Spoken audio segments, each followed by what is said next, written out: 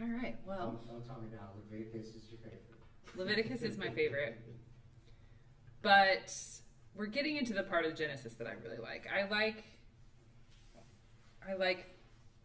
especially Joseph, which we're not quite there yet, but I do like the second half of Genesis also. But Leviticus is forever my favorite. All right. Well, Shabbat Shalom, everybody. So this is a fun portion. There's lots that we can debate about. Usually there's lots of varying opinions about what's going on in this portion. That's kind of fun. So we're starting in Genesis 25, verse 19. The portion is called Toldot, which is generations.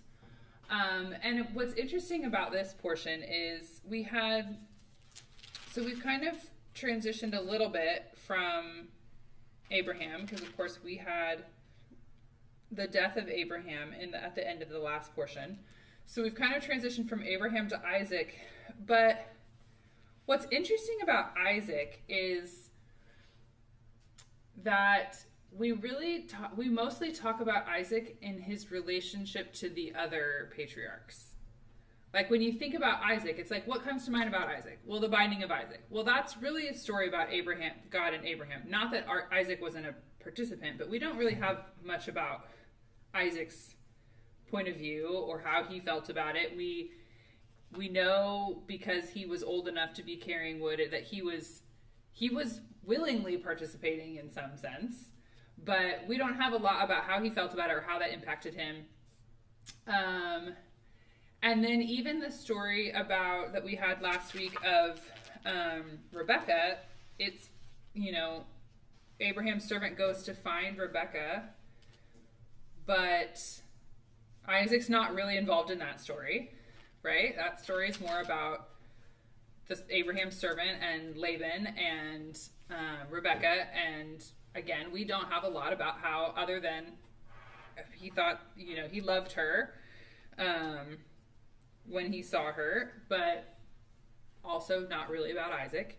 And then we know that Isaac and Ishmael came together to bury Abraham. But then we end with the genealogies of Ishmael from last week's portion. And now we get into Isaac. And really the biggest part that we have about... So Isaac is central to this, but really this portion is really setting up Jacob. And even like reading some of the commentaries that I read, it kind of goes from like Abraham to Jacob. And it's like, oh yeah, Isaac's there. And so it's really interesting, like, because like when I think it, like, and that's just one of the things that really stuck out to me this week is like when I think about Isaac, I think about him in relation to Abraham, and I think about him in relation to Jacob. You don't really think about Isaac as Isaac and what are the great things that Isaac did.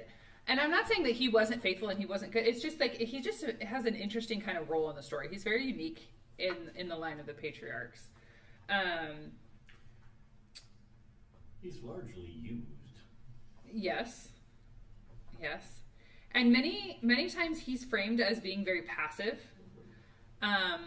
which I don't know. I think there's some interesting arguments about whether or not that's true. But I think because we don't have a lot, we don't have these stories of him being really kind of, I don't know, assertive and passionate. People are like, well, he was just really passive. He kind of just let things happen. And I'm like, well, did he or did he not? Because another unique thing about Isaac is that he's the only patriarch who lived his entire life in the land. He never left. And apparently that was actually very important that he never left, because that's why someone else was sent to go and find his wife for him and bring her back. And he wasn't sent himself. When there's with the famine, they don't leave, which that, those tend to be the things that seem to be moving people around, is finding either they need more land because they're too prosperous and whatever, so they're moving around to find more land. They need a wife, or there's a famine. That tends to be what gets people moving. And all of those things happen, but they don't move Isaac.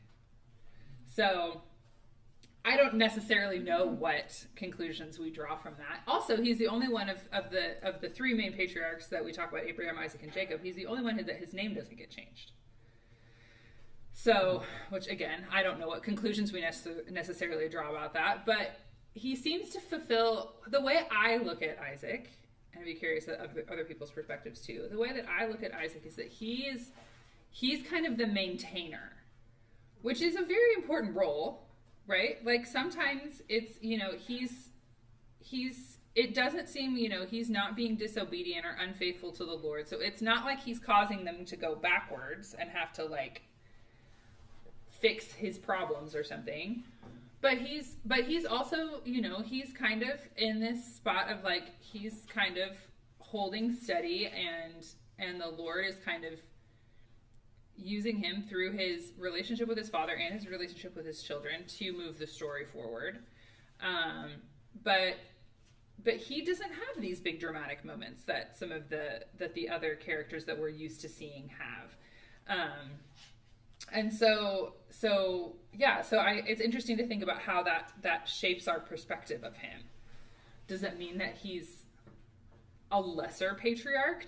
What does that mean? What do you, I don't know. So I shared kind of what I think about when I think about Isaac and how he's very much connected to these other characters or these other people, other family members. But what other thoughts come to mind about Isaac and his role? Faith? Well, I mean, just this moment as you're talking about all that, I just throw it out there, haven't even mulled over that. This at all, but do you think he can, in a way, represent the Father? That he's the steady, sends out Maybe. the Spirit to find a bride for his son? Mm-hmm. Just a thought. Yeah, that's interesting.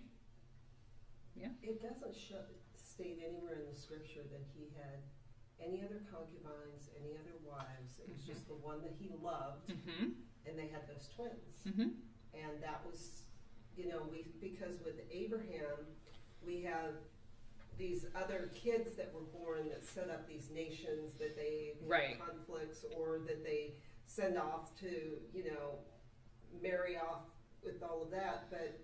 And then of course we have the 12 tribes being developed, but in that center point we just have this one man who seems to be married to one woman who has 2 kids. And that's, it's like you go from this huge multiplication, steady multiplication again. So yeah, there is that like, which is again why it just seems like there's like no huge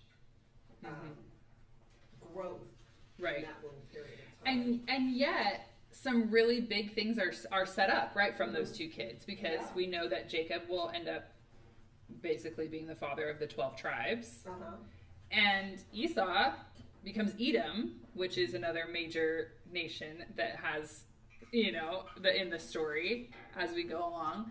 And so so even though there's only 2 children, there's still great impact, right? But it is interesting that it's like there's all these children really from Abraham, even though we don't focus on all of the other ones, but we know that they're there, they're part of the story. They become these other nations, which is also part of beginning to fulfill the promise of that you'll be the father of many nations. And then we have these 2, and then we have the 12 sons plus we don't know how many daughters from Jacob.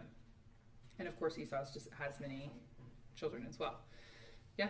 I have a question. I don't know where you are exactly, but it says he wanted that good red stuff. That's why he's called Edom. And I was like, because Edom means red. Oh, just because it means red. Yeah. Okay. Yeah. There's more to it, and I wish I would have brought my notes, because I looked that up too. Yeah. You can pull out more to that. It's earthy. It's Adon. Okay. He's more earthly and fleshly. Well, he is anyway. All of that. Yeah. He was born covered in red hair. Yeah. No Yeah. kidding. Yeah, It's like, it's the whole thing. Right, yeah. In the rain Oh, there. Yeah. No wonder he got by with deceiving him. I know, right? Thinking, how do you I know. not know that? I know. So interesting. Yeah. So yeah, we'll definitely get into that. Yeah. Yeah, I do feel like the scripture here doesn't give as much like you set up about Isaac. But I know the sages have written, but I haven't really read or studied what they said about Isaac. Although I've heard, but then I kind of forget that there's certain qualities of Abraham, certain qualities of Isaac, certain qualities of Jacob that are emphasized with the sages. But of course, we'll get into this. I'm all about. I came to appreciate Jacob more as I appreciate the covenant more. Mm-hmm. When I didn't have appreciation for the covenant that God with Abraham, then I can understand why some people slam Jacob. But to me, it's more Rebecca. Seems like Rebecca is the one, because I wondered, who passed on this understanding, this amazing covenant that God made with Abraham to Esau and Jacob. Who passed that on? And it's kind of like you'd think it'd be Isaac, who passed this on to his sons, but to me it almost implies that it was really Rebecca that really emphasized it to Jacob.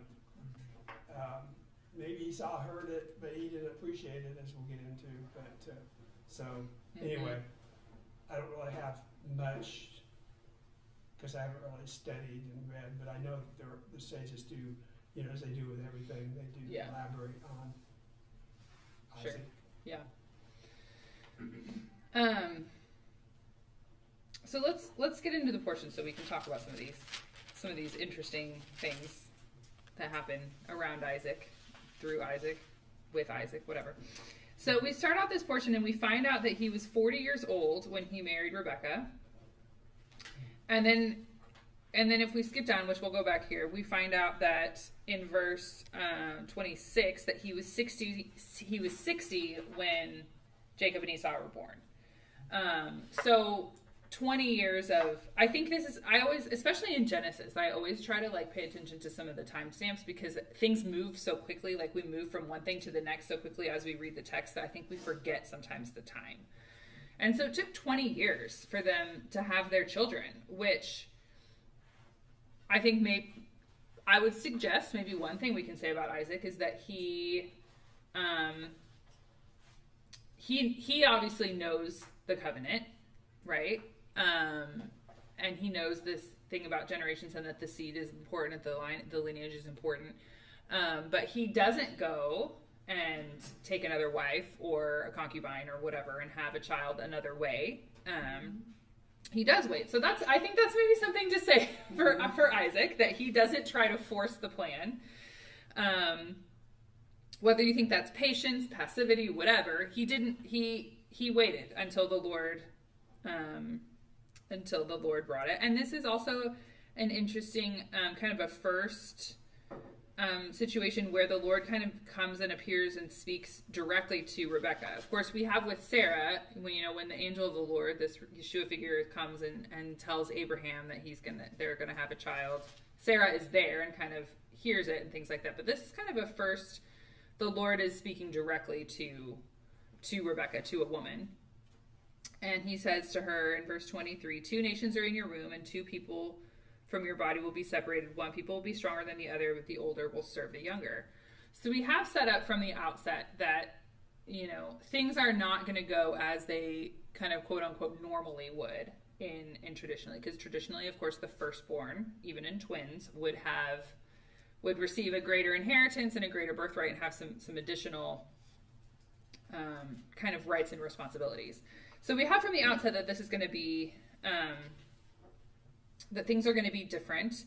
And we also know that from the outset, there is also this favoritism, which seems to be a human issue, that there's always this favoritism, right?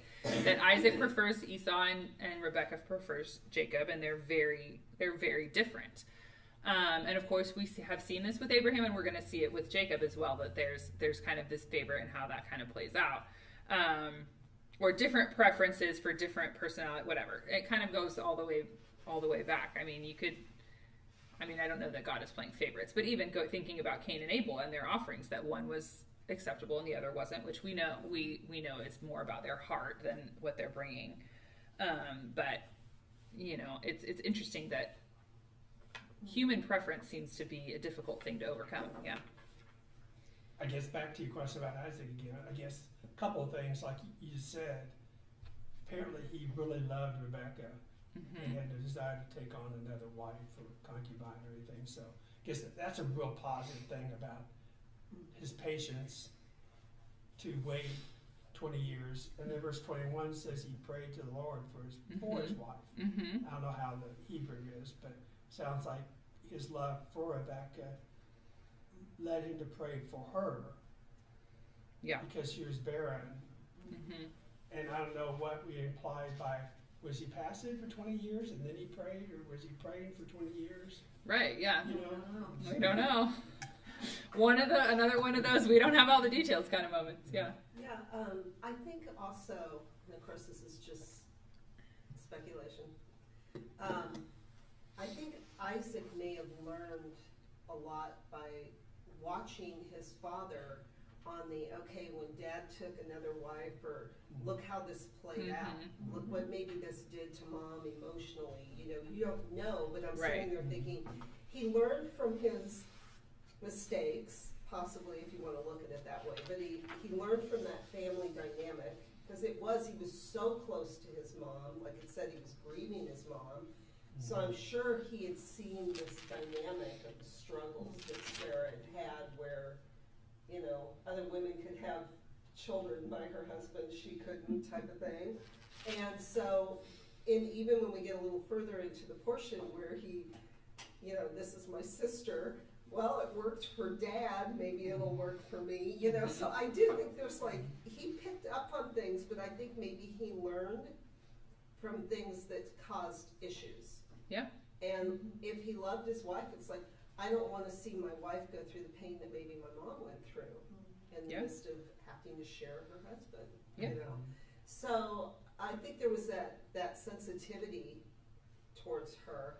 And as far as with the boys, I don't even view that as favoritism. I view that as the Lord knew the characters, right? Sure. So if we've got somebody feed me now or I'm going to die type of personality, I mean, he knew the personality traits, and obviously the Lord in his wisdom knew who was going to progress what I needed to go forward, and who may have his own agendas are stronger than what the Lord wants. You don't really know, but I'm always assuming when the Lord picks one person over another to do something, it's because he knows what's in them. Sure. Yeah, absolutely. Well, and that she wanted that covenant. I mean, she treasured that. Yeah. And wanted to side with that. It seems like, I want to make sure this happens. Yeah. If the Lord told it to me, maybe she had more of the I'm going to make things happen. Maybe, right. And Rebecca is such an interesting, and we can talk about this as we go through, but Rebecca is such an interesting way in the way that she's portrayed. Because some people portray her as very, deceptive and, whatever. And some are like, she was holding on, she knew what the Lord said, and she was making decisions along those lines, especially when we get into when we're later on, we'll get there in a second, but when we get to where, Isaac wants to give the blessing and he still wants to give it to Esau, it's she knows that's not what the Lord says. And so, yes, they are deceiving, that they are sending in Jacob so that he's believed as Esau. But again, this is all speculation, so I'm just suggesting some paths this might have taken. It's maybe they had talked about this. Maybe Isaac and Rebecca have gone round and round about this, and Esau is I'm going to bless, Isaac is I'm going to bless Esau. We don't know that. Maybe not. Maybe this was out of the blue, and Rebecca's I don't have time, I don't have time to try to talk some sense into him and explain how this is, so I got to make a decision right now. I don't know. We don't know. I'm just, again, all speculation on those paths, but there's different ways this could have played out that led to the decisions and the actions that were taken, right? Does Isaac know that? Does Isaac know what God told Rebecca? That's a good question. Some people think yes, and some people think no. What do you think? I think any vow or agreement, any vow made based on misinformation, bad faith, is invalid. Okay. So if Isaac knew that he had been deceived, because he does find out, why wouldn't he have reversed that? Hey, you conned me, you lied to me, deceived me, and Esau was supposed to be the firstborn, so traditionally it should have gone to him anyway. Why wouldn't he have reversed that? Why did he feel bound based on a vow based on those circumstances? Spoken words. They were Yeah. a curse or blessing. Yeah. I don't. Yeah. I mean, I see what you're saying, but it's not who he thought he was, and so it shouldn't be binding because he was deceived into giving it. But I think it's not that simple, and so I think there's a couple ways that we could think about it. And again, some of this we have to stretch a bit and have some speculation because we don't have. There's a lot of things we don't have a lot of information about. But I mean, I think it could be that he knew all along that what was supposed to happen, and he knew that he had been beat at his own game. Or, I mean, I think in some sense it's like I think in this mindset and in this ancient culture and the way this works is that giving that blessing is the same as making a contract and it's binding. Even though there was deception and he wasn't the person that he thought, which I know is really hard. It feels very unjust. It feels like this shouldn't hold. If you find out, you signed this name, but your fingerprints don't match what we have on file, it should be null and void. But that's just not how it worked in this case. Yeah. Okay, couple things. Yeah. First, I want to tag what Jim said about Isaac interceding for Rebecca, because that kind of struck me this week too, in that it took that act of intercession to bring forth Jacob, the promise and the seed, and just think about the partnership of humans with God and the role that we play. And the other part is that I think you see the reality of humanity. We get some things right, we get other things wrong, because it also says that the reason Isaac loved Esau is because he had a taste for gain, which is the flesh, caused that. And then, now I don't remember what I was going to say, something about what Stan said about that holding, because it was God's choice. It should have held, but I don't remember what I was going to come. Like maybe his flesh kept coming out because he liked the game, he liked that, and yet he knew maybe that. There's all kinds of things. Yeah, it's okay. Because if you go back, sometimes it's even portrayed and taught this way that transaction that Esau willingly took. He sold his inheritance for a bowl of soup. That was a legitimate transaction. And so Jacob did not deceive him. That was bought, as good as with anything else. And so, and of course it was God's choice all along, like what Lori said, those he foreknew, he predestined. He knew Esau's heart and the decisions he would make. So, you could get into the whole how it actually ended up that he. Yeah, and I think it is significant that Jacob has to get the blessing because he had the right. He had, like you're saying, which we'll get into that because that's where we'll get into this selling your birthright for a bowl of soup business here in a second.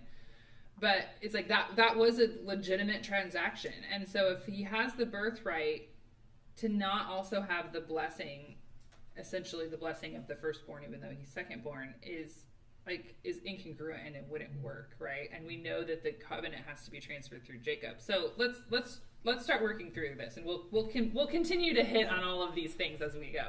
But this is the discussion that I like. Is it's like there's all these different ways that we can understand these people and how this went around. But it like, and also I think another overlying thing that I think is important that we remember is where we are in the story. It's like, right, because it's like.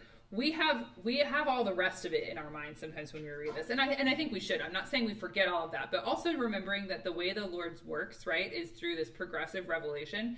So there's things that are happening now that maybe wouldn't happen later, but it's because more has been revealed and He's given more instruction, and He's kind of parenting them along the path, right? So we have to remembering where we are in the story is also, I think, really important. Yeah.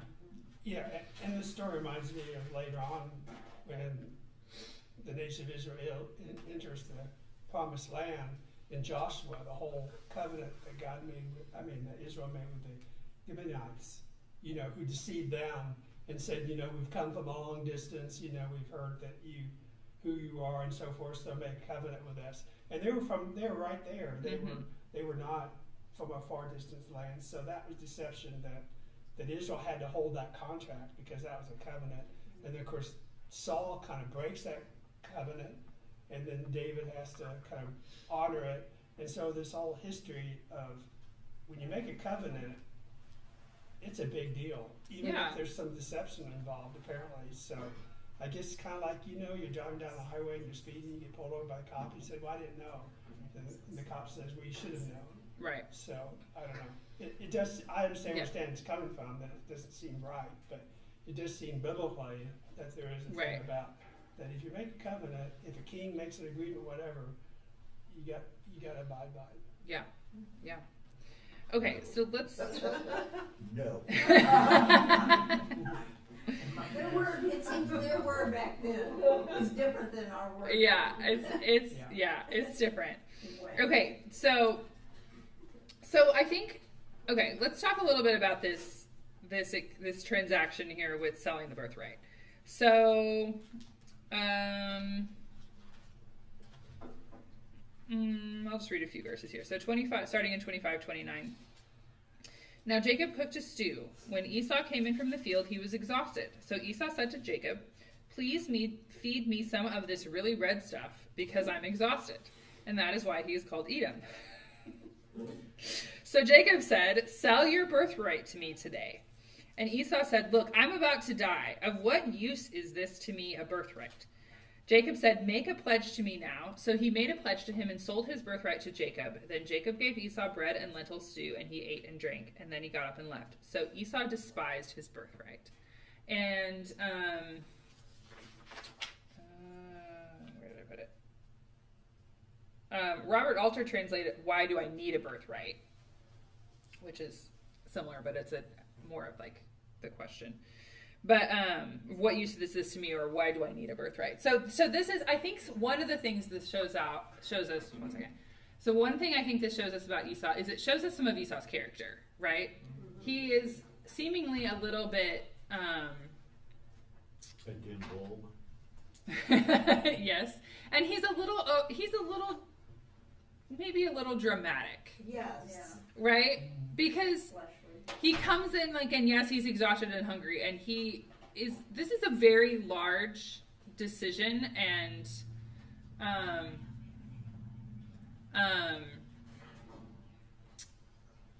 it's a very large decision and with long-standing repercussions for just being really tired and hungry, right?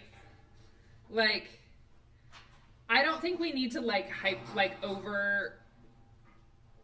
I don't know what the word is I'm thinking of, but I don't know that we need to give Esau a lot of credit here. I think he really was just tired and hungry. It's I don't think there's more to that and more to it. He's just tired and hungry, and he's being very dramatic. Yeah. Given, Esau, the big hairy hunter and all that, and The red hair. yes, to be complete.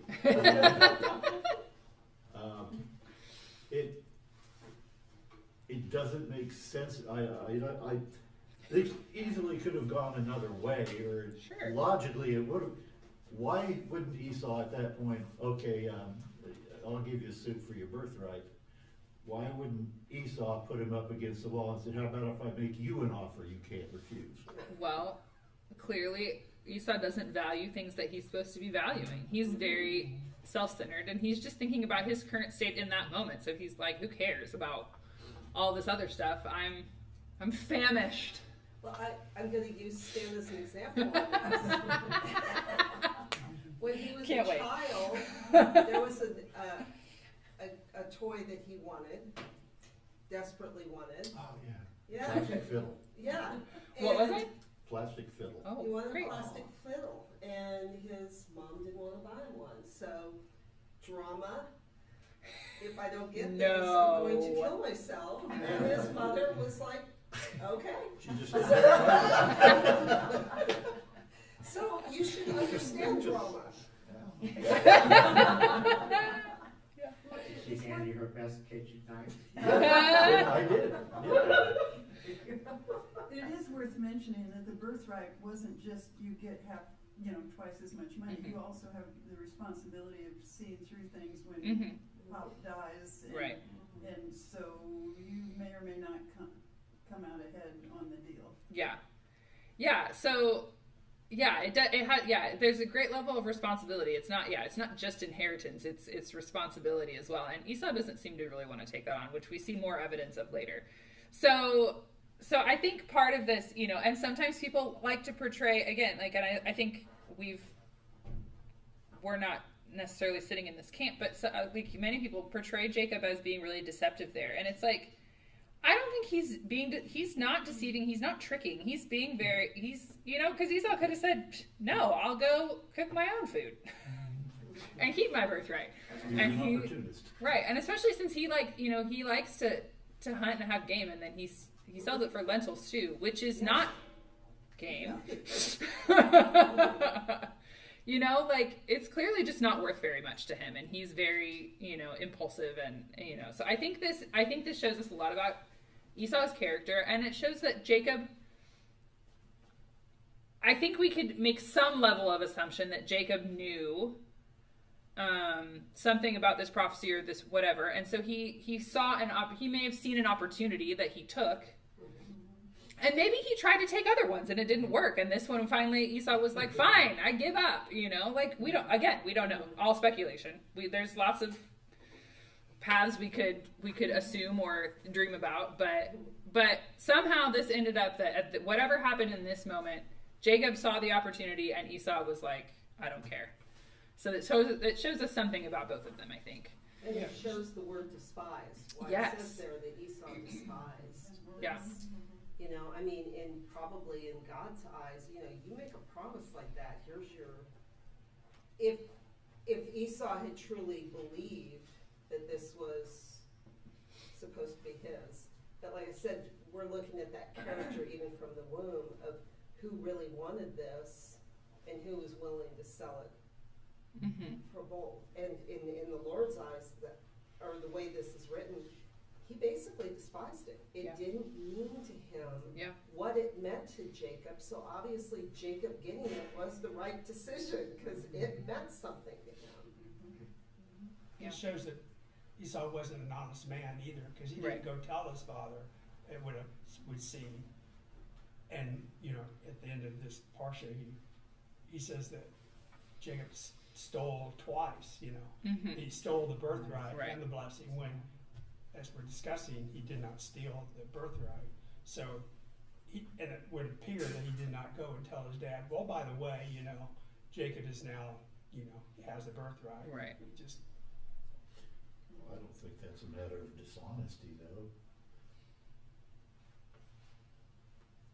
Just not forthtelling of the details. Why should he tell him Right. that? Yeah.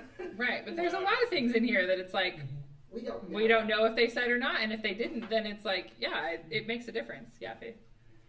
I tend to look at it too as like a type and a shadow, like the two choices any person has in Sure. life. You can either treasure the inheritance of eternal life, or you can despise it and serve the flesh. And I think everyone has equal opportunity to come into the kingdom. But God honors our free will. Yeah. Yeah, absolutely. Okay, let's keep moving because we haven't made it very far. But we have talked about a lot of it, but we'll keep going. So then we move into, it's interesting that we get this confirmation of the covenant after this birthright deal has taken place. So we know there's a famine. Chapter 26 starts out telling us that there's a famine, and the Lord appears to Isaac. So I'll read what I like this portion, so I'm going to read it. So verse 2. Then Adonai appeared to him, to Isaac, and said, "Do not go down to Egypt. Dwell in the land about which I tell you. Live as an outsider in this land, and I will be with you and bless you. For to you and your seed I will give all these lands, and I will confirm my pledge that I swore to Abraham your father. I will multiply your seed like the stars of the sky, and I will give your seed all these lands. And in your seed all the nations of the earth will continually be blessed, because Abraham listened to my voice and kept my charge, my mitzvot, my decrees, and my instructions." So, again, we talked about that famine tends to be one of the things that gets people moving, and in this case, Isaac doesn't, because he's supposed to stay in the land. Which then leads us into this, which we briefly mentioned earlier, this situation of him lying and saying that Rebecca is his sister because he's afraid of what will happen if, that some of these Philistines will want her, and what will happen. And instead, of course, the Lord kind of comes through and is like, when Abimelech realizes that it's his wife, and is like, okay, no one can touch her. We have to make this right. Yeah. Yeah, verses 4 and 5 that you just read, I think that's critical to understanding the history of Israel. Because if we don't understand that because of Abraham's faithfulness, he obeyed God's voice, he kept his charge, his commandments, his statutes and laws. That sealed the deal. It's covenant that's going to be passed on.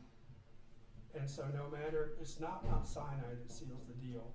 No. It's, the deal is set, so Mount Sinai, this is the way as a nation you shall live. So I think you can't overstate the importance of verses 4 and 5, that if we understand, like it seems like Jacob understood, that Esau did not, that you've been given this covenant through Abraham, your grandfather, to bless the earth. To bless the entire earth. And so it's a set deal. So everything that comes after that is a result of that covenant that God made with Abraham that was fulfilled in Abraham's life. Right. Yeah, we have to, I think it is important that we are always looking at this Abrahamic covenant, which also I would say that the fact that,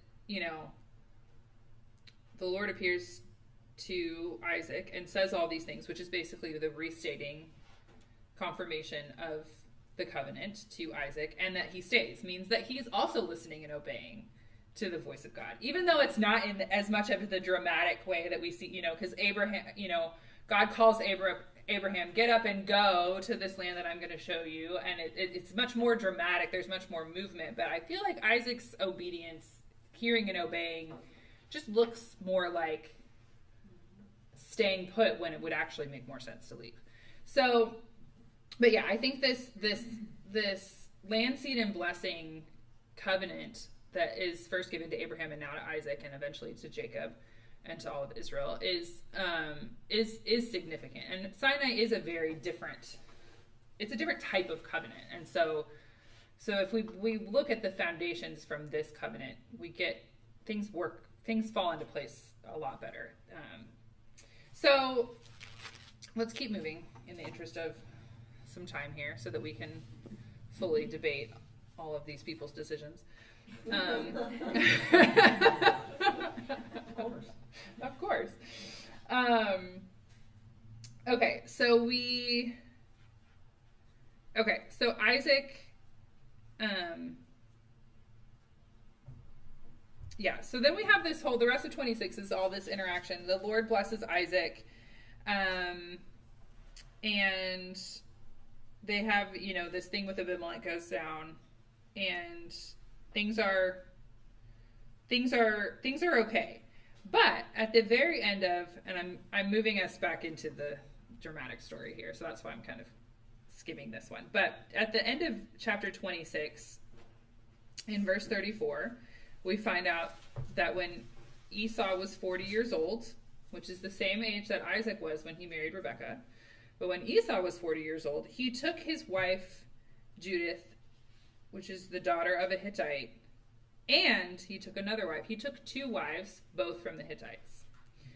But they caused bitterness of spirit for Isaac and Rebekah. So Esau is, Esau does not seem to be sowing seeds of blessing, because in the birthright we have that he despised his birthright. And now we have that he's causing this bitterness because of these wives that he took. So the assumption that we typically make from this is that he knew that he knew that you weren't supposed to take a wife from these people. And he took 2. Seemingly at the same time. And that further, this is just further evidence for, one, the type of character that Esau has, and also for the, further establishes that the line of the covenant cannot pass through him, right? Because they can't have, kind of like in a similar way that we saw that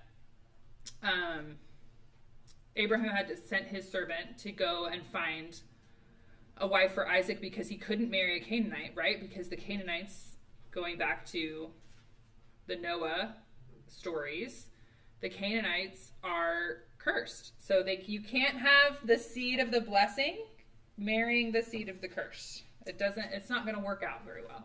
So God is protecting this bloodline, it seems like. Which is also, going back, even like we talked about them waiting 20 years. And then the Lord, obviously, it says that the Lord answered and Rebekah became pregnant. And so, we're seeing that the Lord is very much involved in this, establishing this covenantal bloodline. So then we get into this story that that is just so much fun.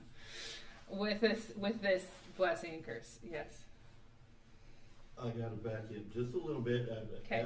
And it's not provocative. It's not I'm just looking to understand something. For those of you that came in late, Stan, before we started, said that this is one of his favorite portions, and so I'm excited that he's pulling this out. It's fun. You see this happening a lot, where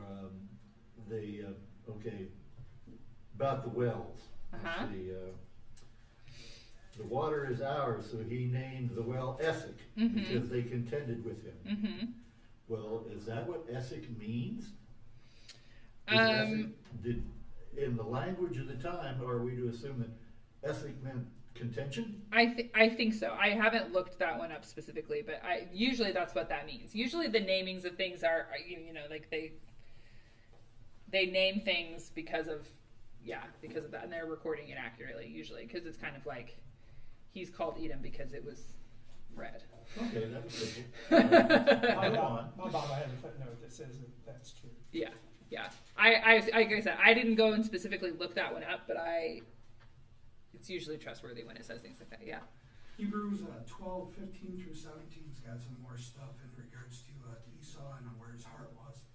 Mm-hmm. So that gives a little bit more to he wasn't repentant. He had bitterness, sexual immorality, and a godless person. Yeah. Yeah, he is not the one the covenant can pass through for sure. Okay, so let's get into chapter 27 a little bit. How are we doing? Oh, we got a little time. It's interesting though that it's still Isaac, but prefer. Right, Isaac, yeah.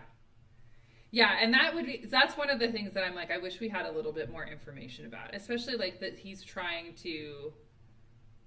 still intends to give him the blessing. And again, we don't know, because it doesn't tell us. It doesn't tell us if, after this bowl of stew birthright thing goes down, who goes and tells who what.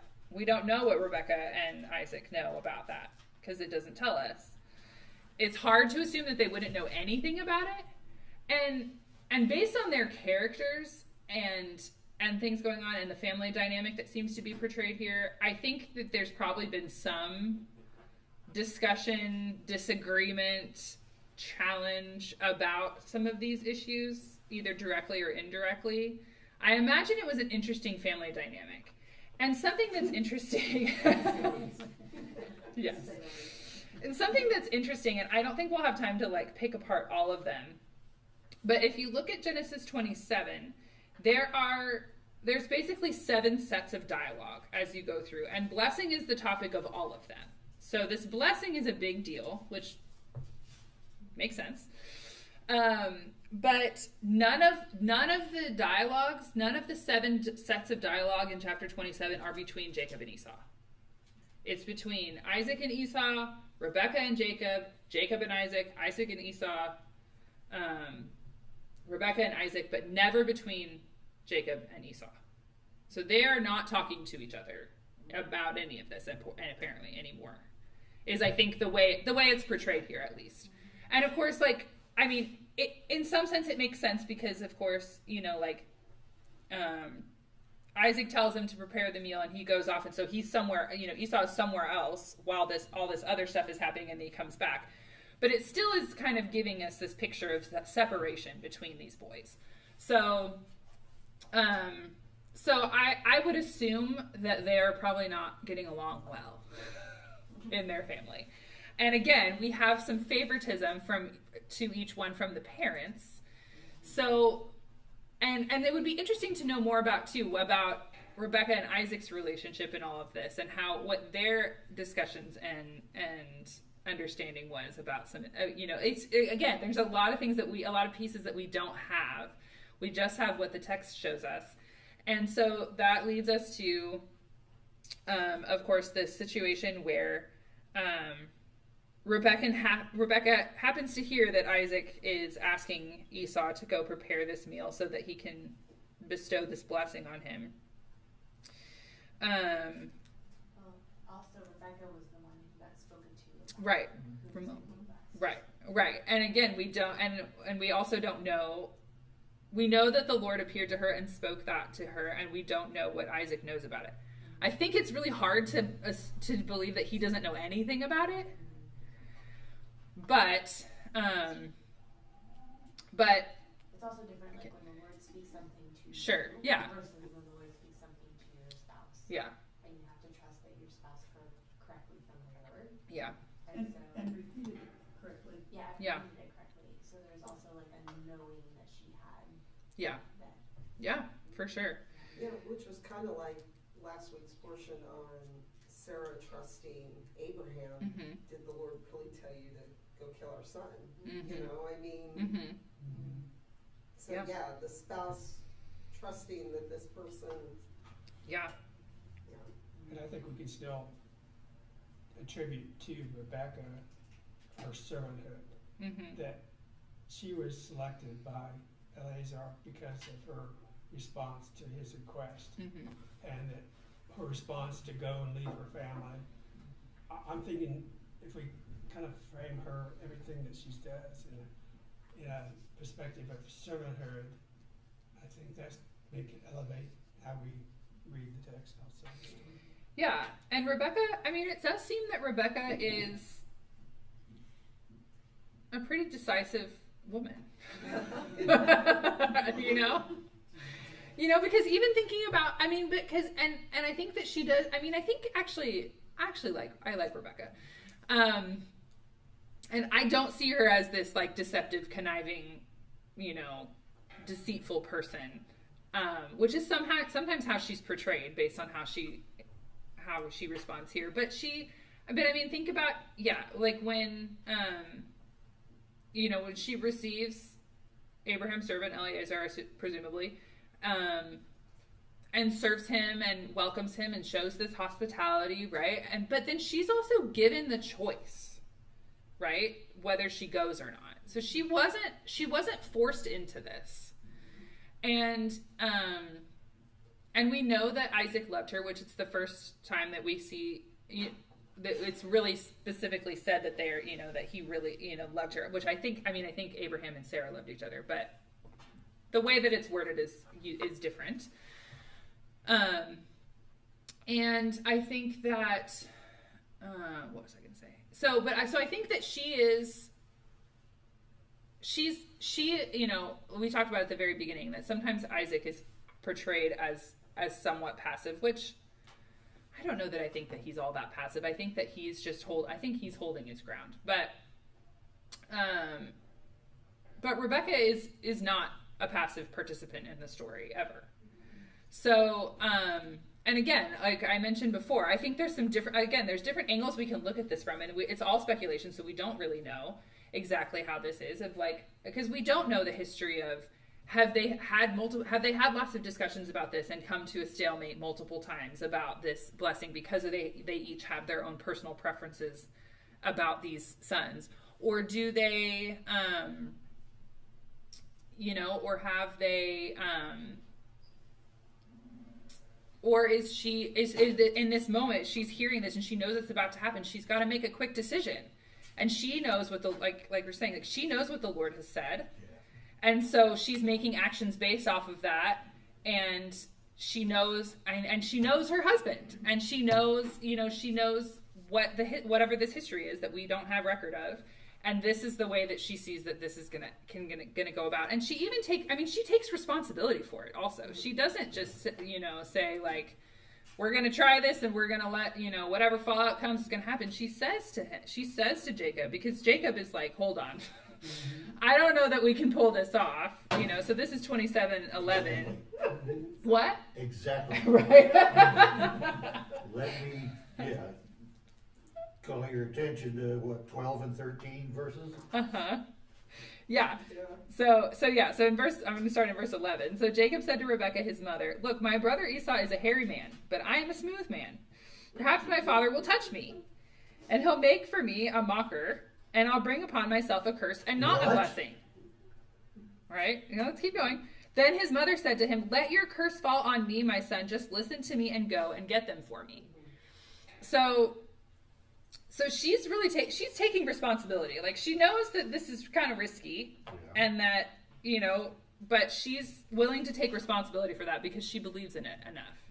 Yeah. Yeah, I think what we're saying, I think we talked about this last week, being a servant doesn't mean you're passive. Right. Being a servant, you have to respond to the passion, the word the Lord has given you. And so, yeah, she was a servant, but that didn't equate with passivity. She was active in what she heard God say. Yeah. Yeah. Yes. So I'm sorry. You should have sat up here today, Stan. To be fair, we've already covered that Rebecca knows that the inheritance, the blessing, was supposed to go to Jacob. Yeah. Mm-hmm. But even knowing that, both her and Jacob know that this act of making a provoking a vow made in bad faith could get them in serious trouble. They both know that. Her only excuse is she knows that God told her this is how it's supposed to be. Yeah. But in the absence of that, it was a vow made in bad faith or a blessing made in bad faith, and trying to honor that could bring a curse. Yeah, I think it depends on how we look a little bit at bad faith, because I don't know that it is bad faith, because I think the way that Rebecca is taking responsibility for this is that she knows that she knows that if this is not the way the Lord wants to let this happen, that the Lord will intervene somewhere, that it won't work, that something will be brought to light. And so maybe alternative route is that, they do this, they make the meal, they put the hair on him, they send him in, and Isaac's like, not a chance. Yeah.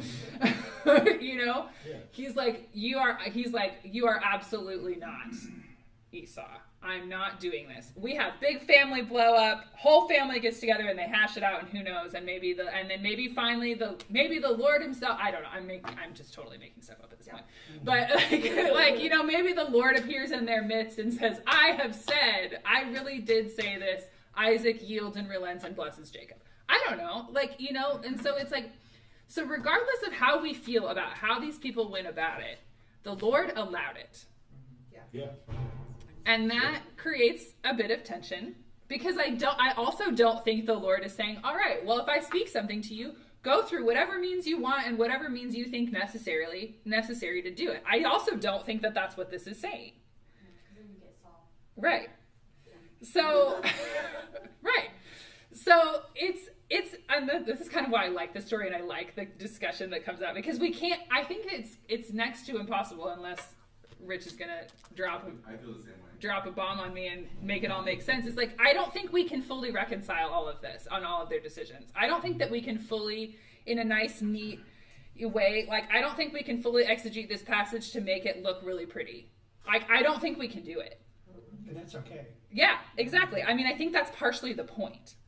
Because I think it's partially to help us wrestle with this really messy, interesting, and challenging decision that God has made to partner with people who don't think like he does.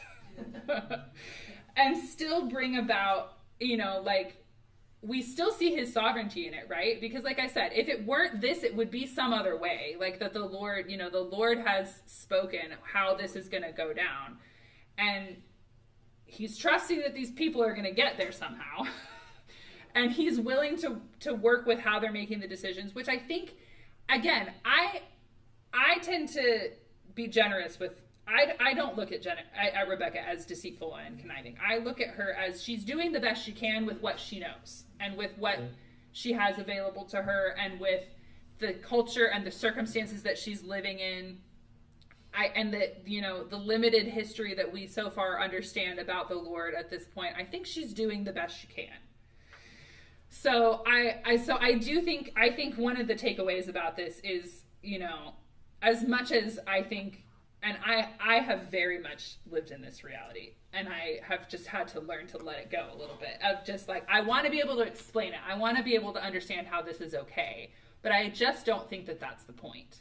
I think the point is that God is, again, it's the faithfulness and sovereignty and loving kindness of God that he doesn't look at this and he goes, and doesn't look at Rebecca telling Jacob to go and impersonate his brother and say, these people are crazy. Wipe this plan. I'm going to go start again over here. Right? Like, I think that he's like, it's fine. We can still get to where we're going on this path. So I think it points to more of like how we look at the sovereignty of God, despite humanity's, whatever you want to call it, failure, ignorance, whatever, can still be brought forth, and he can still bring blessing because he's actually that kind and loving. Well, and God can present a promise, right? Mm-hmm. And we see all these struggles with this promise. I mean, we can actually gain a lot of hope in the fact that he may have promised something, and you can have family dynamic issues trying to walk out the promises God gave you. You can have opposition, you can have all this stuff, but we still see the fact that he made that promise, and even regardless of family fighting, dynamics, lying, whatever, his promise is still true, and it's going to be fulfilled even if it wasn't easy for them to walk out. Yeah. And I think there's a lot of hope in the fact that some of us who may come from messy family scenarios where, your family just doesn't get what you're doing, or they're in opposition to your beliefs, what he's promised to you, you're still going to be able to walk out. Mm-hmm. I mean, he's going to make it happen for you, even if you have to go through some hard stuff to get to it. Right. Or, run for your life. Right, exactly, which is right exactly where I was going to go next. It's like, let us not think that this all went down, blessing was given to who it was supposed to be, tie a nice little bow on it, the end, we move on. No. Right. Esau's mad. Right? Yeah. And we can disagree on how we feel about the individual's actions. The bottom line for me, for us, these many years later, is that I can look at the families in the scriptures and see that, there were broken people that God still used. Absolutely. And and I can look at my own family and my prodigals, and God can still work and do amazing things through broken, flawed people. Yeah. Who did wrong. Yeah. Flagrantly did wrong. Yeah, and so yeah, since we only have a couple minutes left, I'm gonna jump to toward the end of the story after all the blessing stuff has gone down. So in 27:41, so Esau bore a grudge against Jacob because of the blessing with which his father had blessed him. And Esau said in his heart, "Let the time for mourning my father draw near so I can kill my brother Jacob." And then we know that Rebekah's response to that is, "We're going to send my son away." So Rebekah's maybe favoritism of Jacob, maybe, whether you want to look at it as favoritism or that she knows what the Lord has said about him and she's invested in that plan. Yeah. The reality is that she dearly loves her son and she's never going to see him again. She's sending him away. And so it's not that, again, it's not that all this played out and everything worked out perfectly great and everybody's super happy and the family is like, everybody knows their role and everybody's moving forward. It's Esau's out for blood. Jacob is sent away. Rebekah, is now prematurely basically mourning her son. Like, it's challenging, I have a question. Yeah. Verse 42 says Rebekah was told of the words of her older son. Mm-hmm. Who told her? Great question. I don't know. I mean, it's pretty obvious what we know. It is very amazing for me just to say, hey, I don't know if Esau is just thinking about it or actually said it aloud, but Rebekah was told, hey, Esau has this intention, we need to. Yeah. So. Yeah. And we can draw on the fact that it probably wasn't just the four of them. I mean, sure. There was probably servants. Yeah. So there's other people in his around. anger, he said this, and a servant went and reported it. Like. Yeah. Yeah. There's a problem here. Yeah, for sure. So much of this portion in particular, our opinions are based on assumptions or speculation, which is what makes the discussion so delightful.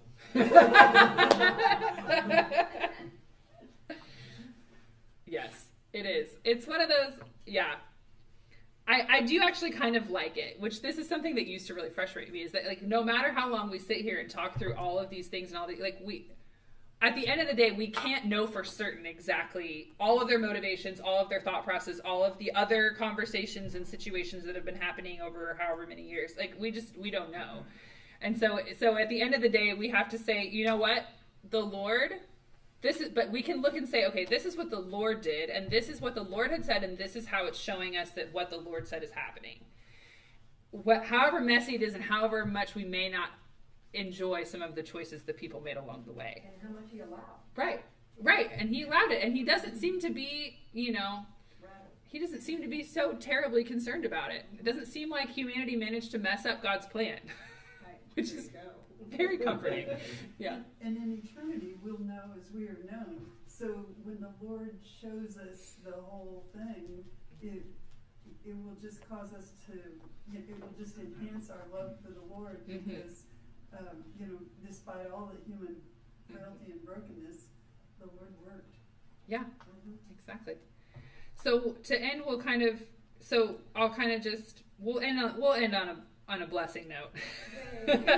So Jacob's being sent to Laban, which that round of challenges is up for next week's portion. Miguel can tackle that one next week. But we have the first part of chapter 28.